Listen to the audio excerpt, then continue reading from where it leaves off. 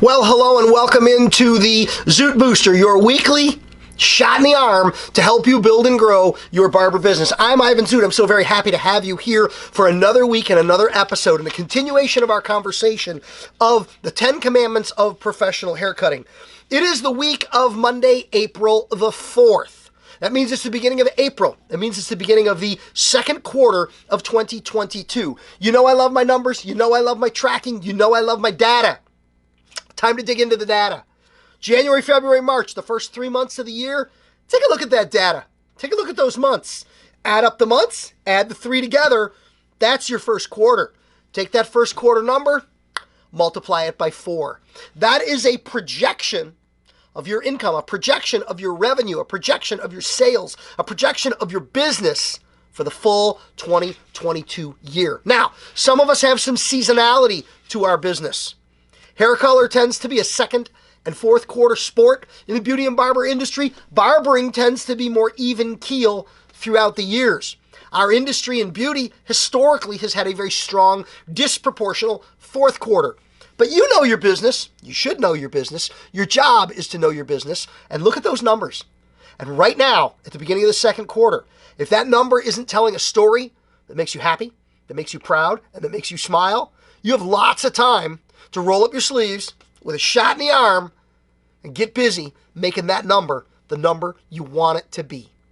This week, week 3 in the 10 Commandments conversation. Week 1, thou shalt run on time. Week 2, thou shalt sweep every client. And here we go, week 3, thou shalt be clean. The 10 Commandments of Beauty and Barber, thou shalt be clean. Now, sweeping last week was a cleanliness conversation, but sweeping is big enough to have its own week all to itself. This conversation is a little more general to the cleanliness conversation. It's a bigger picture discussion. It's about what we do and how we do it. There's a lot of opportunities for us in public contact to be conscious and aware of the image we project and the way in which people perceive us and the way in which people interact with us. There's personal stuff, there's shop stuff. Let's take a look. Number 1, take a shower. You know what? This is public contact. We learned recently the term social distance. A couple years ago, we'd never heard of it. We also learned that in Beauty and Barber, it is impossible for us to deliver our services while maintaining social distance. We got to be up close. We got to be right there. We got to be on top of you. We got to be clean. Take a shower. Use deodorant. Use fragrance or cologne.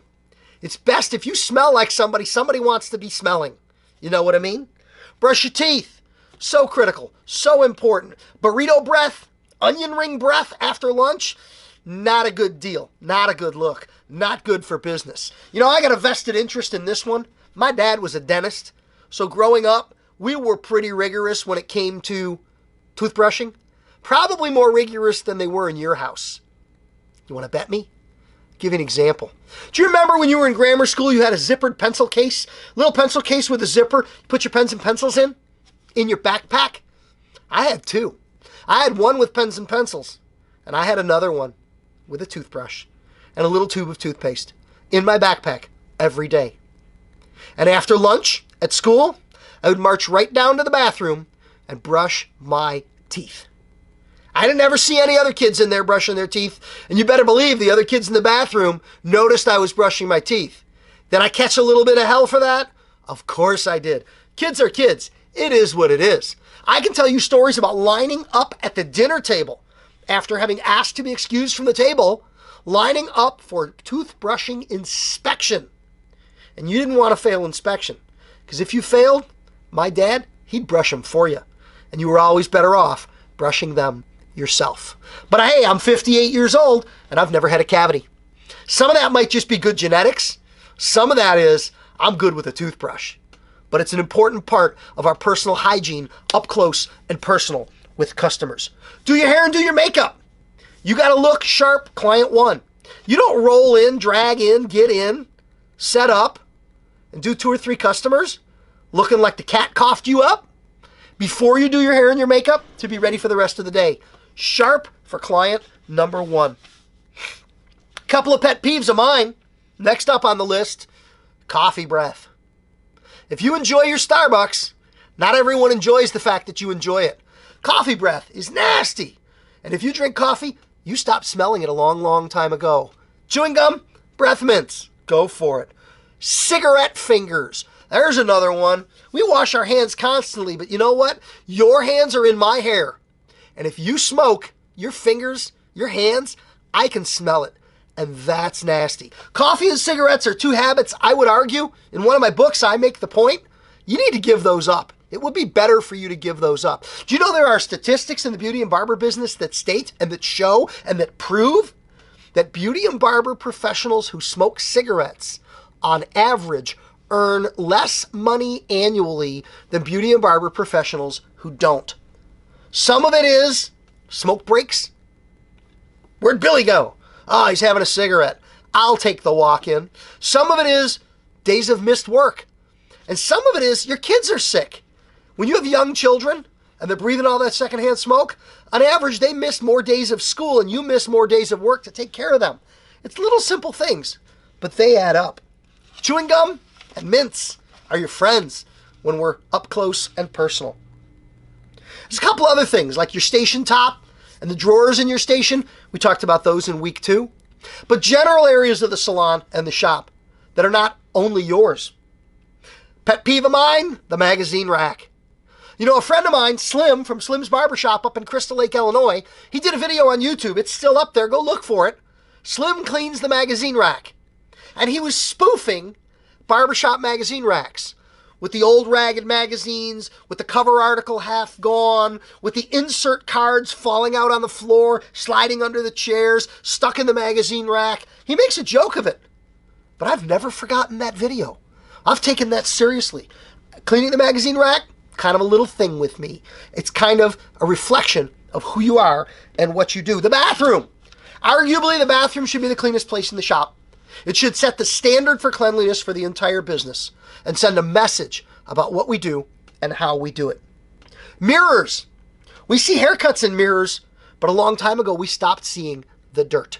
You realize every time you reach for a bottle, a styling product along the front edge of the mirror with a wet hand, you splash a little bit of water on that mirror. I would challenge you today when you get in the shop, look at the bottom 10 inches of the mirror. I bet it's not as clean as you think it is. We wipe everything up here. Do we pull everything forward and wipe behind all the bottles? We should. What about the front window and the front door? Front windows make a strong statement about ownership and management of a business. And that front door, big greasy palm print as somebody pushes out into the parking lot, that front door should be cleaned 2 or 3 times per day. Not once a week, not once a month. Not only on a bright sunshiny day when you look up and see how truly disgusting the door to the barbershop has become. 2 or 3 times per day. The parking lot. Is the gutter, the curb in front of your parking lot, filled with cigarette butts from the 2 or 3 employees who still smoke? Or from the employees at the store 2 doors down who stand in front of your store and smoke? Do you have to sweep the parking lot every week, or do you have a service that does that? What about the parking lot communal public garbage cans? What about snow removal? These are all things that reflect clean and cleanliness and reflect on you and your business. You know, there's an expression I came upon a long time ago that I think applies beautifully to the notion of cleanliness in a barbershop and hair salon. I want to share this expression with you and leave it with you as something to think about between now and next week. If I can help you to be a $100,000 hair cutter and to build and grow your business, I want to do just that. Like the video, comment on the video, share the video, turn on your notifications, subscribe to the channel. You know how all those good things work. And that's what we're here to help you with. But reach out to me, join my academy. The link is in the video description for one-on-one coaching, text communication, live Zoom coaching sessions, download documents, resource library, videos to watch, tons of stuff in the $100,000 Hair Cutter Academy for you. And the thought I want to leave you with is this. How you do anything is how you do everything. I'll say that one more time. How you do anything is how you do everything. The way in which you go about even the littlest things is a reflection on how you go about doing all of the things you do in caring for your customers. Nothing goes unnoticed. Nothing goes unseen. Commandment number 3 for beauty and barber professionals. Thou shalt be clean. We'll be back next week with another booster shot, another shot in the arm to help you build and grow your business. Thanks for watching. Have a great week. Take care. Bye-bye.